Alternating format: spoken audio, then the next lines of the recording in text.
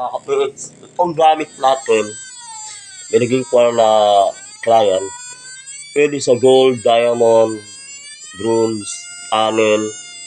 Itong gamit ko to, partner ko to palagi sa Proton Electro, mga LV8, LV16 o LV4 Kasi ito, ang ganda pang pinpoint, pang kuha ng dimension. Itong gamit ko to.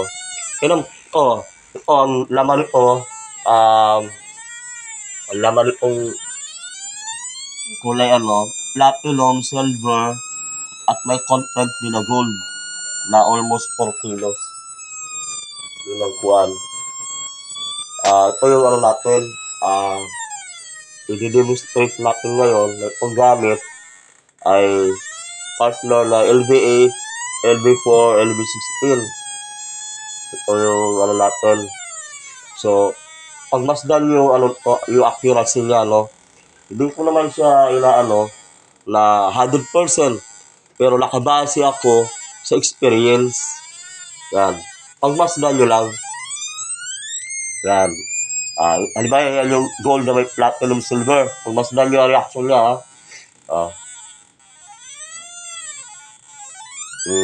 nag-react talaga siya. Naiiwan. Susunod. Yun ang kuha niya. Alam mo ano yung nahagit ka dito? Ito na may halong platinum, silver, gold. Yan. Hindi sa pagmamayabang na lang. Sa experience ako, nakabase. Yan. Hindi ko naman lahat pinipilit na gusto nyo, pero sa experience ko na lang sa Koreano, yan. Kasi yung Koreano na nakasama ko dati, ito yung gamit niya. Yan. Ito yun. Masdan nyo ha. Nag-react talaga siya dito. Masdan nyo. Ilalayo ko. Babalik ko.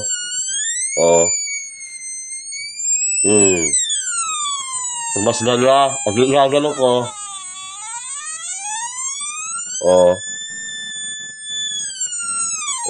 So, lalayo natin. Pag masdan nyo ha. Yan. 1, 2, 3. Dadaan siya kakabig doon. Tapos, iba yung reaction nyo. Lumalakas. Pag masdan nyo ha. Ilalapit-lapit siya doon. Pag masdan nyo, yung reaction niya umiiba. Nagiging siya, yung parang naiirita yung natin yung gamit. Pag masdan mo. Pag masdan yung tunog, ako dyan yung tunog. Ako dyan lalayo natin. Yan. Pag masdan nyo, pag nilalapit ko siya dito sa platinum, silver, gold, pero nakasit ko sa gold. Kasi ang gold dito almost 4 kilos.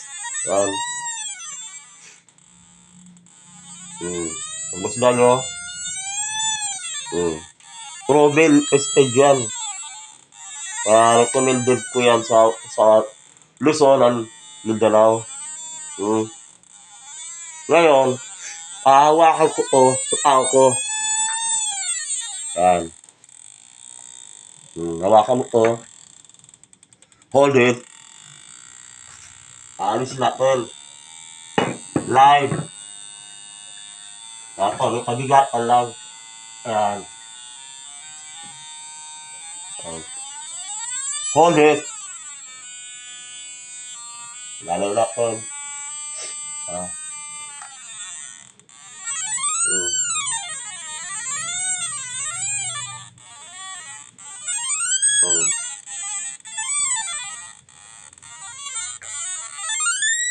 Lalayo mo.